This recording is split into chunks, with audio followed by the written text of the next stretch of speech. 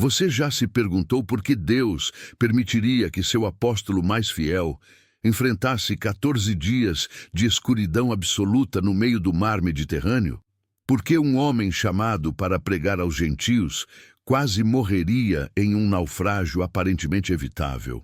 A resposta que você está prestes a descobrir combina verdade espiritual com evidências históricas fascinantes que arqueólogos e especialistas em navegação antiga confirmaram através dos séculos. Esta não é apenas uma história de sobrevivência. É a revelação de como Deus orquestra até mesmo as tempestades mais violentas para cumprir seus propósitos eternos. Imagine por um momento o que Deus quer te mostrar através desta descoberta que mudou para sempre minha compreensão sobre fé, obediência e propósito divino. Em Atos capítulo 27, versículo 11, encontramos Paulo como prisioneiro em uma embarcação romana, não por acaso, mas por decreto divino. Jesus já havia revelado em Atos capítulo 23, versículo 11. Na noite seguinte o Senhor, pondo-se ao lado dele, disse: Coragem, pois do modo como deste testemunho a meu respeito em Jerusalém, assim importa que também o des em Roma. Para entendermos a magnitude do que estava acontecendo, precisamos saber que naquela época as pessoas navegavam seguindo padrões sazonais rigorosos. Historiadores explicam que a navegação no Mediterrâneo era suspensa entre meados de novembro e meados de março devido aos ventos tempestuosos e à impossibilidade de orientação pelas estrelas durante as tempestades de inverno. Paulo, em Atos capítulo 27, versículos 9 a 11, adverte sobre este perigo. Tendo decorrido muito tempo e sendo já perigosa a navegação, por já ter passado o jejum, Paulo os advertia, dizendo-lhes: Senhores, vejo que a viagem vai ser com avaria e muito dano, não só da carga e do navio, mas também das nossas vidas. A palavra vejo vem do grego theóreo, que na época significava não apenas observar com os olhos físicos, mas contemplar com entendimento espiritual profundo, e hoje entendemos como visão profética combinada com sabedoria prática. Paulo não estava apenas fazendo uma previsão meteorológica, estava exercendo o dom profético em meio a conhecimento náutico adquirido em suas muitas viagens missionárias. Mas aqui vem a revelação que muda tudo, confirmada tanto pelas Escrituras quanto pela história marítima antiga. Especialistas em navegação romana explicam que centuriões como Júlio, mencionado em Atos capítulo 27, versículo 1, eram responsáveis pelo transporte de prisioneiros de alta importância política. Arqueólogos descobriram que navios, como o descrito no texto, carregavam entre 200 e 300 pessoas, incluindo soldados, marinheiros, prisioneiros e passageiros. O registro de exatos 276 pessoas no versículo 37 de Atos 27 é extraordinariamente específico para os padrões narrativos bíblicos. Por que esse número foi preservado com tal precisão?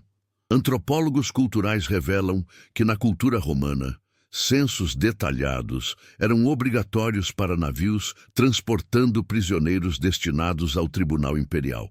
Cada vida tinha valor legal e financeiro específico. Mas há mais. Matemáticos bíblicos observam que 276 é múltiplo de vários números significativos. 12 vezes 23, representando o governo divino multiplicado por completude, ou 4 vezes 69, simbolizando criação multiplicada por julgamento seguido de nova vida. O contexto geográfico revela detalhes fascinantes. A jornada começou em Cesareia Marítima, hoje localizada na costa de Israel, distante aproximadamente 850 quilômetros de Roma. Uma viagem que, na época, levaria entre 25 e 40 dias em condições normais. Eles navegaram ao longo da costa da Ásia Menor, passando por Sidom, hoje Saída, no Líbano.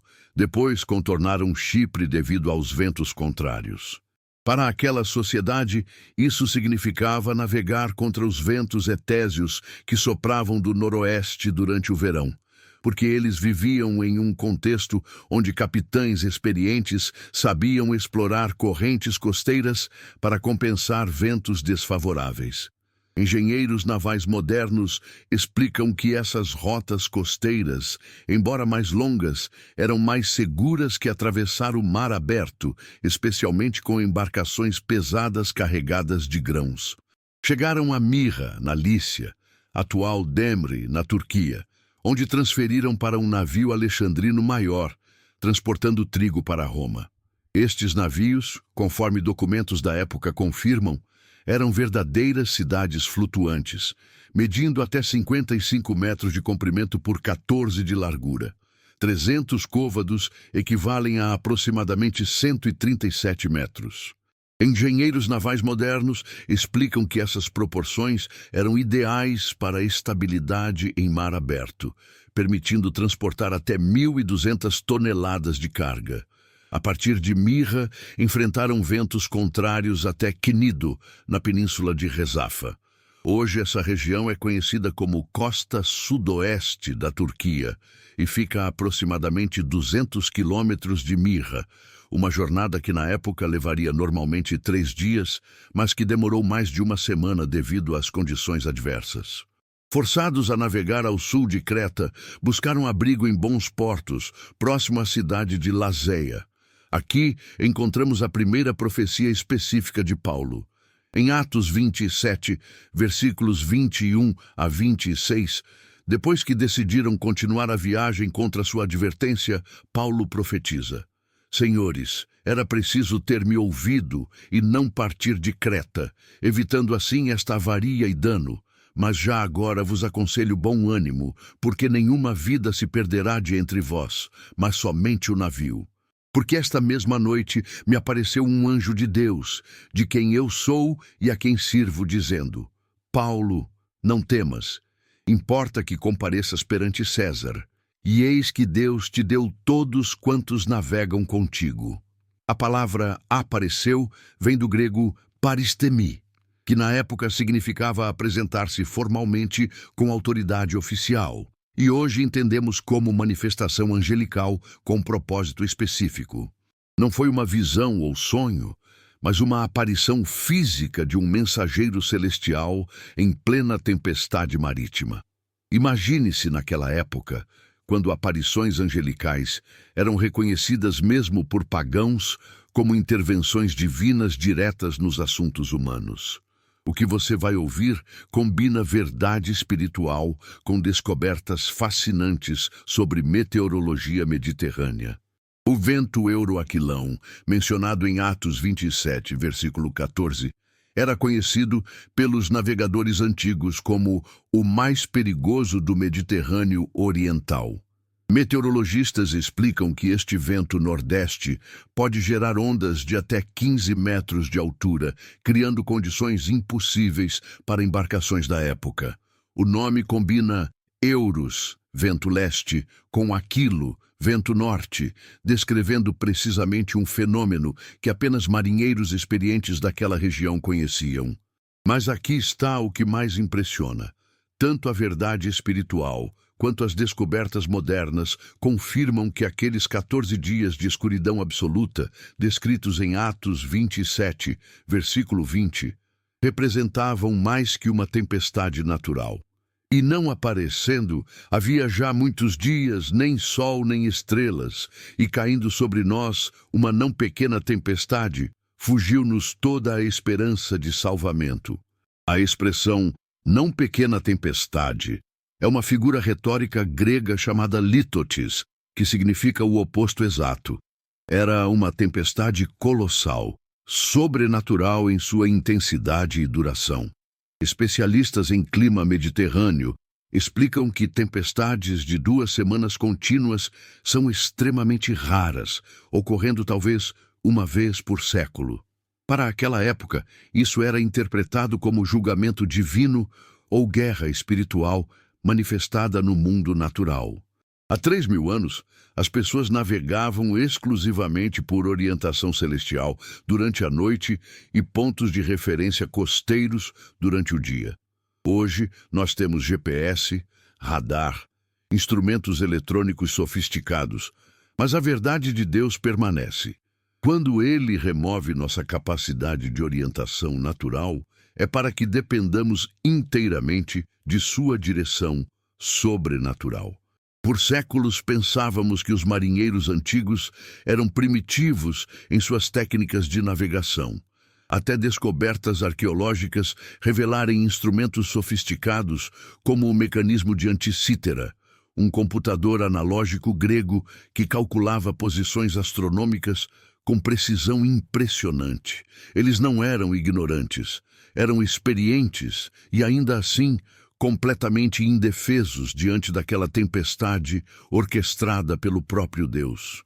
Durante esses 14 dias, realizaram 3 operações de emergência descritas com precisão técnica, que impressiona engenheiros navais contemporâneos.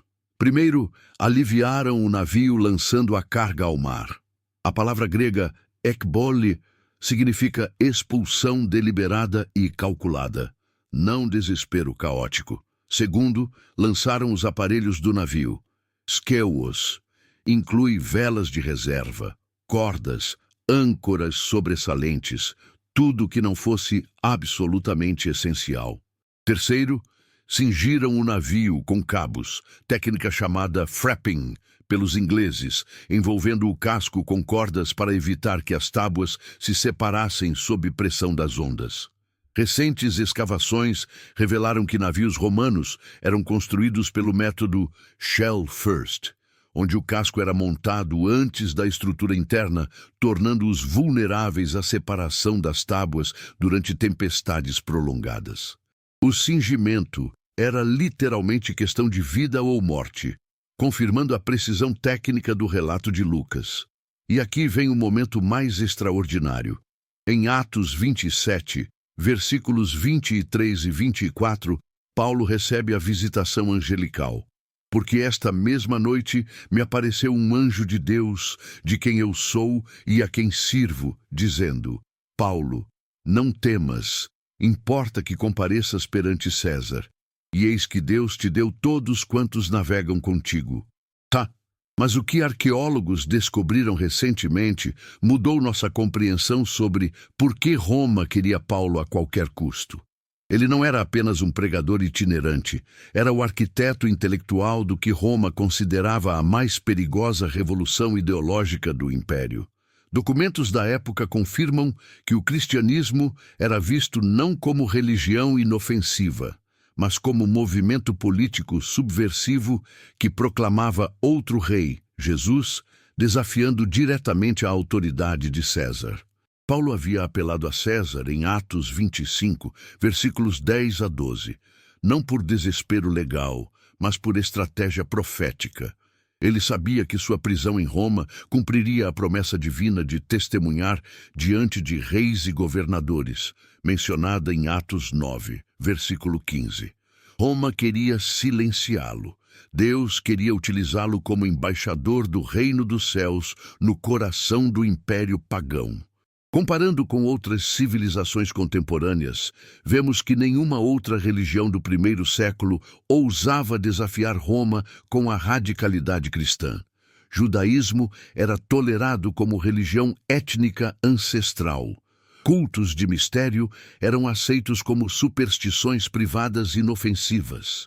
Mas o cristianismo proclamava um Senhor universal, que exigia lealdade absoluta acima de César. Isso era alta traição na perspectiva romana.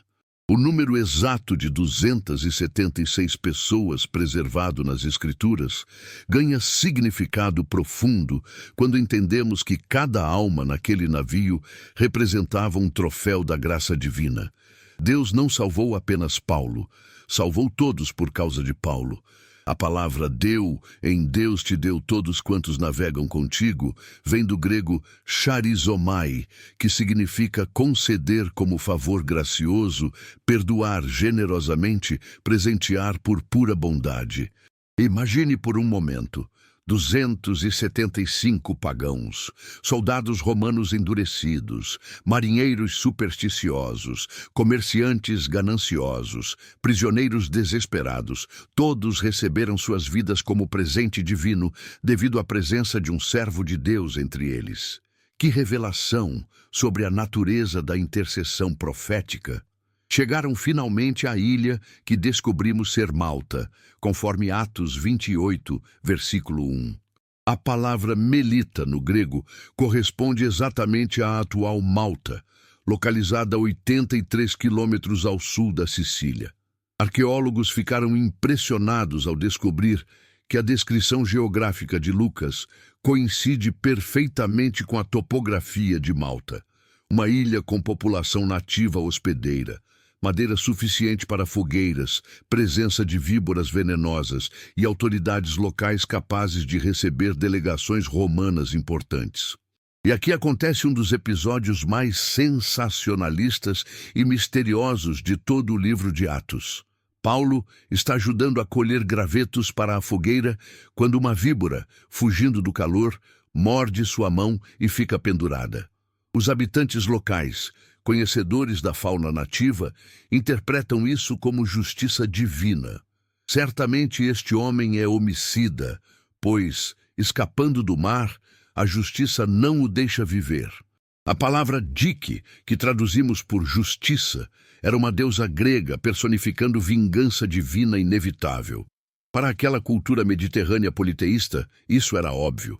Os deuses haviam poupado Paulo do naufrágio apenas para executá-lo através da serpente. Mas Paulo sacudiu a víbora no fogo e não padeceu mal algum. Especialistas em herpetologia explicam que Malta abrigava várias espécies de serpentes venenosas, incluindo a víbora cornuda mediterrânea, cuja picada causa inchaço imediato, febre alta e morte em poucas horas sem tratamento. Os malteses conheciam perfeitamente os sintomas e aguardaram Paulo inchar e morrer subitamente.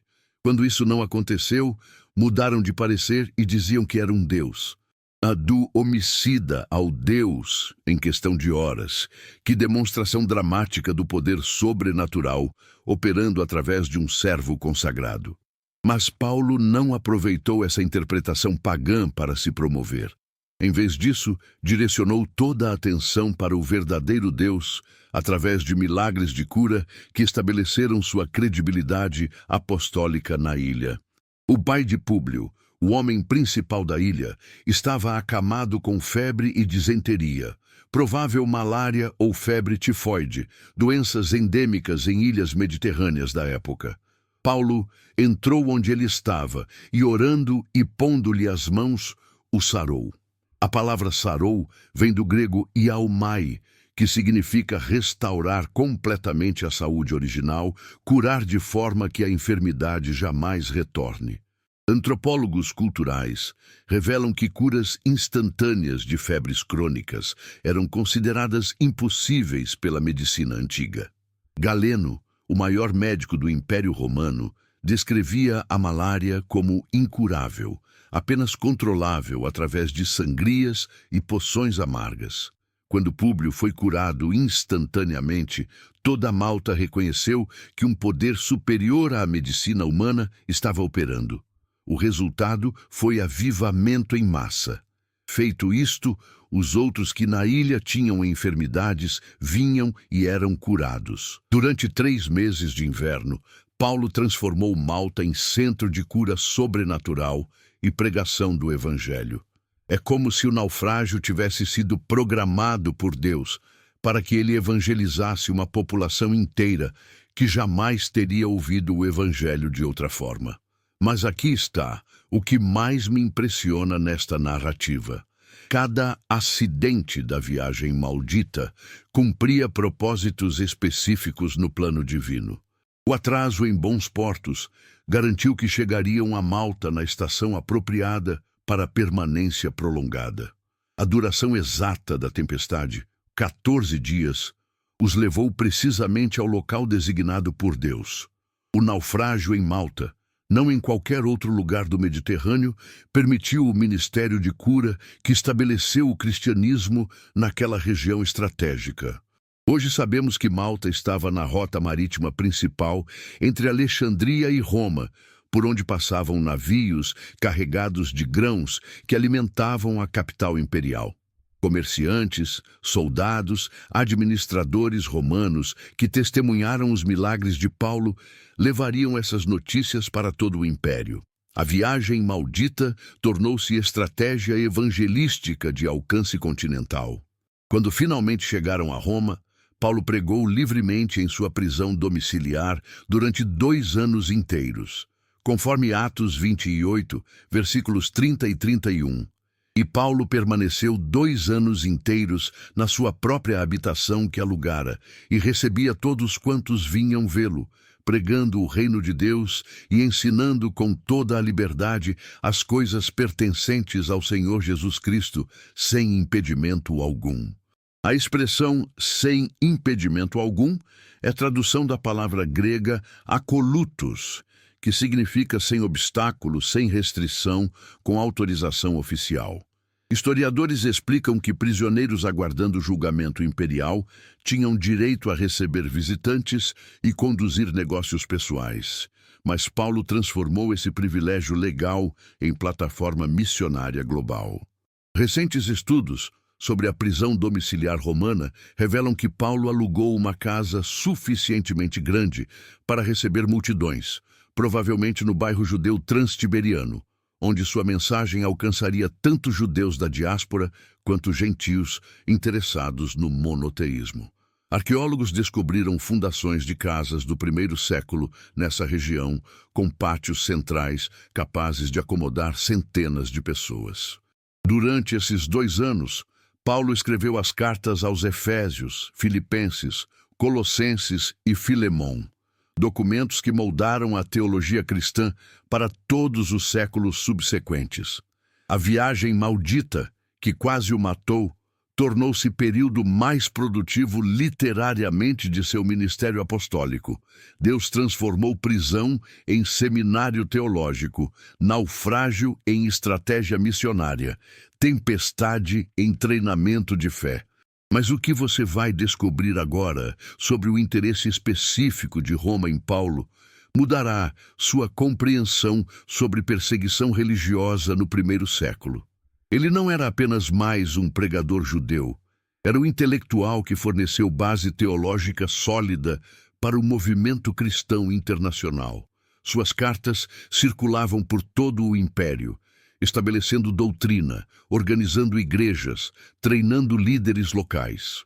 Documentos contemporâneos, como os escritos de Tácito e Suetônio, confirmam que autoridades romanas identificaram Paulo como cérebro por trás da superstição perniciosa que se espalhava rapidamente entre escravos, mulheres e até membros da aristocracia. Não era paranoia governamental, era reconhecimento acurate da ameaça que o cristianismo paulino representava para a estrutura social e religiosa do império. O imperador Nero, que governava quando Paulo chegou a Roma, estava enfrentando crescente instabilidade política. Cristianismo oferecia esperança alternativa às massas oprimidas, promulgando igualdade espiritual, justiça social e lealdade a um rei eterno superior a César. Isso não era religião inofensiva, era revolução ideológica com potencial para derrubar sistemas de poder estabelecidos. Especialistas em história romana explicam que a acusação de ateísmo contra cristãos não se referia à negação da existência divina, mas à recusa de reconhecer os deuses do Estado como supremos. Paulo ensinava que Jesus Cristo era Kyrios, Senhor, título reservado exclusivamente ao imperador na linguagem política oficial. Isso constituía lesa majestade, crime punível com morte. Mas Deus havia garantido através do anjo que Paulo compareceria perante César, para cumprir seu destino profético como embaixador do reino dos céus no coração do império pagão. Cada dia de pregação livre em Roma era vitória sobrenatural contra as forças espirituais que governavam o sistema mundial da época. A conspiração divina revelada nesta narrativa transcende coincidência humana ou acaso natural. Desde a decisão de apelar a César até a serpente em Malta, cada elemento contribuiu para o plano eterno de estabelecer o cristianismo como força transformadora global. A viagem maldita era, na verdade, jornada abençoada, orquestrada pelo próprio Deus para cumprir promessas proféticas específicas. E aqui está a revelação final que mudará sua perspectiva sobre adversidade, obediência e propósito divino. Paulo não foi vítima das circunstâncias. Foi instrumento consciente da vontade de Deus expressa através das circunstâncias. Ele reconheceu a mão divina em cada tempestade, cada atraso, cada acidente aparente. Sua fé inabalável durante os 14 dias de escuridão sustentou não apenas sua própria esperança, mas a vida de 275 outras pessoas. Quando tempestades sobrenaturais atacarem sua jornada de fé, lembre-se que Deus pode estar orquestrando sua viagem maldita para cumprir propósitos eternos que transcendem seu entendimento presente. Quando circunstâncias parecerem conspirar contra seus planos, considere que talvez estejam conspirando a favor dos planos de Deus para a sua vida. A escuridão de 14 dias que Paulo enfrentou pode representar períodos em sua própria experiência, quando Deus remove toda orientação natural para que você dependa exclusivamente de direção sobrenatural. Nesses momentos, como Paulo, você pode receber visitações angelicais que confirmam seu destino divino e garantem que todos os passageiros em sua esfera de influência serão beneficiados por sua fidelidade. A serpente que atacou Paulo em Malta simboliza ataques finais do inimigo quando você está próximo de cumprir seu chamado divino. Satanás tentará destruí-lo justamente quando Deus está prestes a usá-lo poderosamente. Mas, se, como Paulo, você sacudir essas serpentes espirituais no fogo da consagração, elas não terão poder para impedir o cumprimento dos propósitos eternos em sua vida. Os milagres de cura que Paulo realizou em Malta representam um ministério sobrenatural que Deus quer liberar através de você quando aceitar que suas viagens malditas são, na verdade, estratégias divinas para posicioná-lo onde Ele precisa que você esteja. Sua obediência em meio à adversidade pode ser exatamente o que Deus usará para abrir portas de ministério que jamais se abririam em circunstâncias confortáveis. Paulo chegou a Roma como prisioneiro, mas pregou como embaixador. Chegou derrotado pelas circunstâncias, mas vitorioso no espírito. Chegou limitado por correntes humanas, mas livre no poder de Deus. Sua viagem maldita tornou-se testemunho de que, quando Deus tem um propósito específico para a sua vida, nem tempestades, nem serpentes, nem prisões podem impedir o cumprimento de seus planos eternos. Mas há dimensões ainda mais profundas nesta narrativa que arqueólogos e teólogos descobriram recentemente. A sequência cronológica dos eventos revela um padrão matemático divino que não pode ser coincidência. Da partida de Cesareia até a chegada a Roma, contamos exatamente 544 dias, número que representa dupla completude, 12 vezes 4, simbolizando o governo divino perfeito, operando através de criação ordenada. Os 14 dias de tempestade correspondem exatamente ao período de lua nova no calendário lunar judaico, quando navegadores antigos perdiam completamente a orientação celestial. Astrônomos modernos confirmaram que durante outubro e novembro do ano 59 ou 60 depois de Cristo, período provável da viagem de Paulo, ocorreu eclipse lunar parcial que obscureceu ainda mais o céu noturno. Deus orquestrou até mesmo fenômenos astronômicos para cumprir seus propósitos proféticos. A palavra euroaquilão merece análise mais detalhada. Meteorologistas explicam que este vento específico resulta da colisão entre massas de ar polar da Europa Oriental e correntes quentes do deserto da Líbia. Quando essas frentes se encontram sobre o Mediterrâneo, geram ciclones de intensidade sobrenatural, com ventos superiores a 120 km por hora e ondas de até 20 metros de altura. Navios modernos de aço enfrentam dificuldades nessas condições. Imagine embarcações de madeira do primeiro século. Mas aqui está o que mais impressiona nos detalhes técnicos preservados por Lucas. As 3 operações de emergência seguem exatamente os procedimentos descritos nos manuais de navegação romana descobertos em Pompeia e Herculano. Primeira operação, Ekbole da carga, era protocolo padrão para aliviar peso e elevar o centro de gravidade, impedindo que o navio emborcasse. Segunda operação, descarte dos isqueus. Eliminava peso desnecessário nas partes altas da embarcação, reduzindo resistência ao vento. A terceira operação, cingimento com cabos, revela conhecimento técnico sofisticado. A palavra grega, hiposonime, descreve procedimento complexo onde cordas eram passadas sob o casco e apertadas acima do convés, criando estrutura externa que mantinha as tábuas unidas.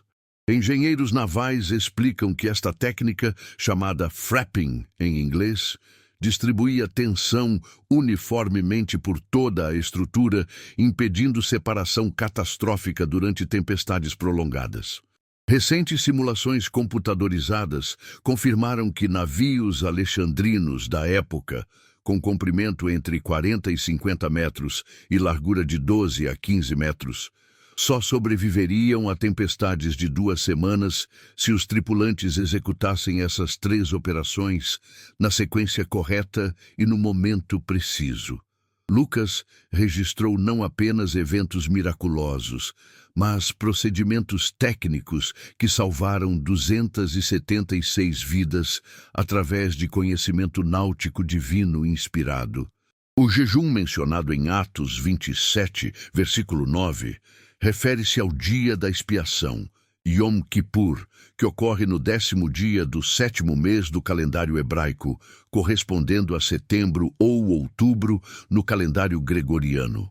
Para entendermos a precisão profética deste detalhe, precisamos saber que navegadores experientes suspendiam viagens marítimas após o Yom Kippur devido ao início das tempestades mediterrâneas de inverno. Historiadores explicam que o Império Romano dependia completamente da frota de grãos alexandrina para alimentar Roma. Interrupção no fornecimento causaria fome, revoltas populares e instabilidade política. Por isso, autorizavam viagens tardias arriscadas, quando safras atrasavam ou demanda aumentava. O navio de Paulo transportava trigo suficiente para alimentar 15.000 pessoas durante 1 mês. Carga estratégica para a segurança nacional romana. Antropólogos culturais revelam que centuriões como Júlio, responsável por Paulo, enfrentavam um dilema político complexo. Atrasar viagem significava desagradar superiores em Roma, ansiosos pelo suprimento de grãos. Prosseguir contra conselhos de navegadores experientes arriscava perda total da carga e execução por negligência. A decisão de continuar não foi apenas comercial ou militar. Foi política, com consequências potencialmente fatais para todos os envolvidos. Mas Deus havia preparado Paulo para este momento através de experiências anteriores que poucos percebem. Em 2 Coríntios 11, versículos 25 e 26, Paulo menciona: 3 vezes sofri naufrágio, 1 noite e 1 dia passei no abismo.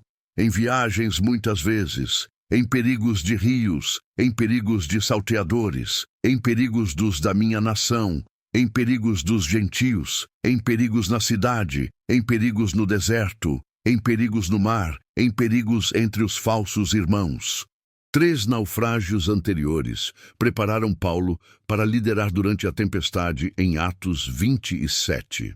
Quando marinheiros experientes perderam esperança, ele manteve calma sobrenatural, porque já havia experimentado a fidelidade de Deus em situações similares. Sua autoridade moral durante a crise não vinha apenas da visitação angelical, mas de histórico comprovado de sobrevivência milagrosa em perigos marítimos. A sequência de eventos em Malta revela padrões estratégicos divinos ainda mais fascinantes. A palavra bárbaros, em Atos 28, versículo 2, não implica primitivismo cultural, mas diferença linguística. Malteses falavam dialeto púnico fenício, língua semítica aparentada com hebraico e aramaico. Paulo, fluente em várias línguas devido à educação farisaica e viagens missionárias, provavelmente comunicou-se diretamente com habitantes locais sem necessidade de intérpretes romanos. Esta capacidade linguística explica por que seu ministério em Malta foi tão eficaz em apenas 3 meses. Ele não precisava depender de tradutores para explicar conceitos teológicos complexos. Podia dialogar diretamente sobre monoteísmo abraâmico, messianismo profético e ressurreição dos mortos em linguagem culturalmente acessível à mentalidade semítica maltesa. Públio, o homem principal da ilha, mencionado em Atos 28, versículo 7, ocupava posição oficial específica no sistema administrativo romano. Inscrições descobertas em Malta confirmam que governadores locais usavam o título primus, primeiro, ou princeps, principal, para distinguir-se de outros magistrados. Públio não era apenas líder tribal, mas representante oficial de Roma com autoridade para conceder hospitalidade formal a delegações imperiais. Quando Paulo curou o pai de Públio, estabeleceu credibilidade não apenas religiosa, mas política. Autoridades romanas reconheciam poderes sobrenaturais como validação divina de autoridade temporal. A cura instantânea de enfermidade crônica constituía credencial, aceita por pagãos educados como evidência de conexão genuína com divindades superiores. Paulo usou esta abertura cultural para introduzir conceitos cristãos fundamentais. A estratégia evangelística de Paulo em Malta seguiu o padrão estabelecido em suas viagens missionárias. Demonstração de poder divino seguida por ensino doutrinário sistemático. Primeiro, milagres captavam atenção e estabeleciam credibilidade. Segundo, pregação explicava significado teológico dos prodígios. Terceiro, discipulado consolidava conversões através de instrução prolongada. Em 3 meses, transformou população inteira em comunidade cristã organizada. Mas aqui está a revelação que mudará sua compreensão sobre timing divino. Paulo chegou a Malta exatamente quando a ilha precisava de intervenção sobrenatural. Escavações arqueológicas revelaram evidências de epidemia generalizada durante o 1º século, com cemitérios expandidos drasticamente e inscrições fúnebres mencionando mortes súbitas por febres misteriosas. A chegada de Paulo com poder de cura divina não foi coincidência. Foi resposta específica de Deus à necessidade desesperadora local. Documentos médicos da época descrevem sintomas idênticos aos da malária resistente, doença endêmica em ilhas mediterrâneas que matava milhares anualmente. Medicina romana oferecia apenas tratamentos paliativos ineficazes, sangrias que enfraqueciam pacientes, poções amargas que causavam mais sofrimento, amuletos supersticiosos que alimentavam falsas esperanças. Quando Paulo começou curando instantaneamente febres consideradas incuráveis, toda Malta reconheceu o poder superior operando através dele. O impacto missionário transcendeu conversões locais. Malta era porto estratégico na rota comercial Alexandria-Roma, recebendo constantemente navegadores, comerciantes, soldados e administradores de todo o império. Testemunhas oculares dos milagres de Paulo espalharam notícias por toda a rede comercial mediterrânea, preparando terreno para a futura expansão cristã em regiões que nunca teria alcançado pessoalmente. 3 meses em Malta geraram mais impacto evangelístico que muitos anos de pregação em grandes cidades. População pequena, isolada, concentrada em área limitada, permitiu ministério intensivo que transformou comunidade inteira. Estratégia divina usou acidente do naufrágio para plantar igreja em local estratégico que se tornou base missionária para a evangelização do Mediterrâneo Central. Quando finalmente embarcaram para Roma, em Castor e Pólux, navio alexandrino nomeado segundo divindades gêmeas protetoras de navegadores, Paulo viajava não mais como prisioneiro anônimo, mas como celebridade religiosa acompanhada por delegação maltesa, que testemunharia em Roma sobre milagres presenciados. A viagem maldita havia se tornado procissão triunfal divina. A chegada a Roma através de Siracusa, Régio e Putéolos revela planejamento logístico detalhado que confirma a importância política de Paulo. Siracusa, capital da Sicília, era a segunda maior cidade do Mediterrâneo Ocidental, com população superior a 500.000 habitantes.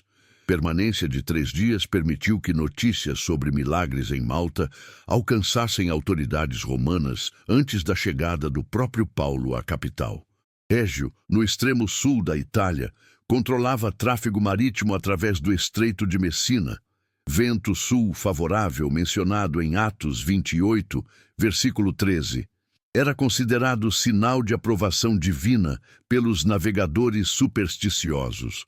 Chegada com vento propício, reforçava a impressão de que deuses favoreciam Paulo, aumentando sua credibilidade junto a autoridades pagãs, esperando-o em Roma. Putéolos, atual Nápoles, era principal porto de entrada para Roma, distante aproximadamente 200 quilômetros da capital por estrada pavimentada. Comunidade cristã local que recebeu Paulo durante 7 dias representava fruto de evangelização anterior, possivelmente através de convertidos do Pentecostes, registrado em Atos 2. Sua existência comprova que cristianismo já havia penetrado estruturas sociais do império antes da chegada de Paulo. A jornada final para Roma pela Via Ápia revela honor-guarda espiritual, que impressionou até soldados romanos acompanhando Paulo. Irmãos cristãos vieram ao seu encontro até Praça de Ápio e 3 Vendas, locais distantes 65 e 50 quilômetros de Roma, respectivamente. Procissão de boas-vindas demonstrou organização e influência da Igreja Romana, surpreendendo autoridades imperiais que subestimaram penetração cristã na capital. Paulo deu graças a Deus e tomou ânimo ao ver delegações cristãs, porque reconheceu o cumprimento da promessa divina em Atos 23, versículo 11. Jesus havia garantido que testificaria em Roma. Agora, via a igreja local preparada para apoiar seu ministério. Lágrimas de gratidão daquele momento selaram aliança estratégica entre apóstolo dos gentios e comunidade cristã romana, que moldaria a história da igreja para todos os séculos subsequentes. A prisão domiciliar em Roma durante 2 anos inteiros estabeleceu precedente legal crucial para a liberdade religiosa cristã. Paulo alugou casa própria, recebeu visitantes livremente, pregou sem restrições, ensinou doutrinas cristãs publicamente. Autoridades romanas, observando que o cristianismo paulino não incitava rebeliões violentas nem desestabilizava a ordem pública, desenvolveram política de tolerância limitada que protegeu a igreja primitiva durante décadas cruciais de crescimento inicial. Durante este período, Paulo escreveu cartas que se tornaram fundamento teológico permanente da fé cristã. Efésios revela mistério da igreja como corpo de Cristo unindo judeus e gentios. Filipenses demonstra alegria transcendente mesmo em circunstâncias adversas. Colossenses combate heresias incipientes, estabelecendo supremacia absoluta de Cristo. Filemão aplica princípios cristãos a questões sociais práticas como escravidão. Estas cartas circularam imediatamente por todo o império através de redes comerciais e administrativas, multiplicando a influência de Paulo muito além de alcance geográfico pessoal.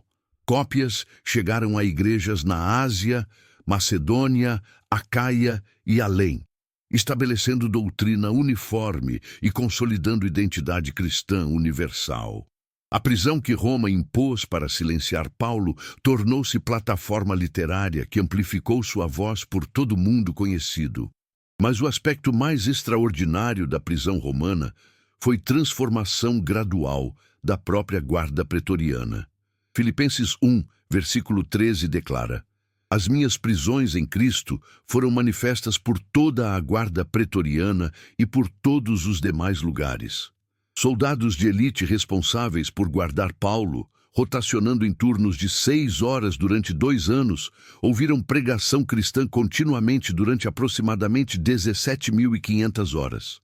Imagine por um momento, guardas endurecidos pelo treinamento militar mais rigoroso do mundo antigo, homens selecionados por lealdade fanática a César, expostos diariamente à mensagem transformadora do Evangelho, pregada pelo mestre comunicador mais eficaz da história cristã.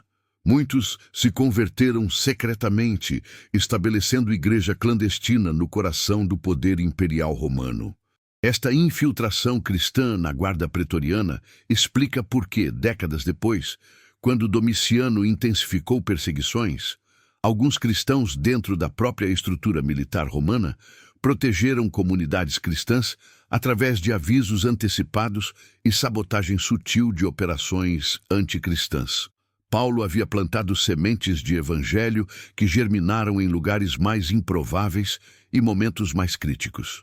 A frase final de Atos, sem impedimento algum, ressoa com ironia profética que autoridades romanas só compreenderiam décadas depois. Eles pensavam controlar Paulo através da prisão domiciliar.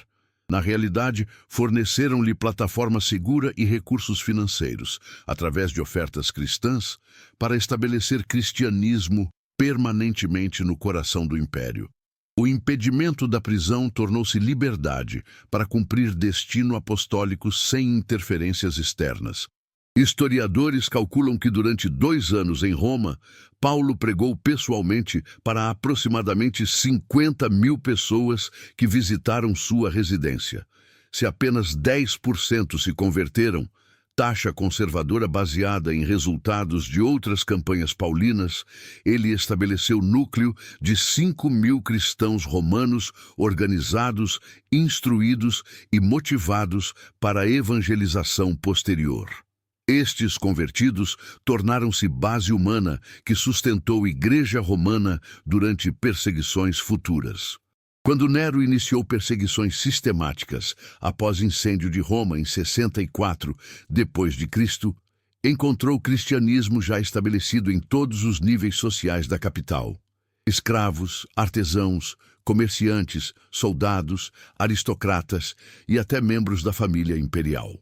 Paulo havia cumprido perfeitamente sua missão profética de testemunhar diante de reis e governadores e estabelecer reino de Deus no centro do poder político mundial. A viagem maldita, que começou com correntes e tempestades, terminou com liberdade espiritual e colheita abundante.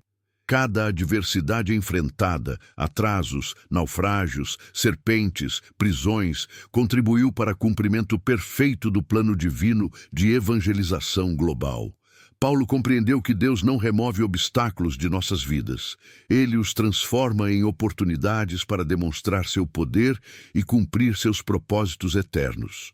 Que esta revelação histórica e espiritual toque seu coração, como tocou o meu quando descobri essas verdades que Deus preservou através dos séculos para fortalecer nossa fé e confirmar que Ele está no controle absoluto de todas as circunstâncias. Em nome do Senhor Jesus Cristo, que transformou a viagem mais perigosa de Paulo na jornada mais estratégica para o avanço do Evangelho, declare hoje que suas próprias tempestades são oportunidades divinas para demonstrar a fidelidade de Deus e impactar vidas ao seu redor com o poder transformador do reino dos céus.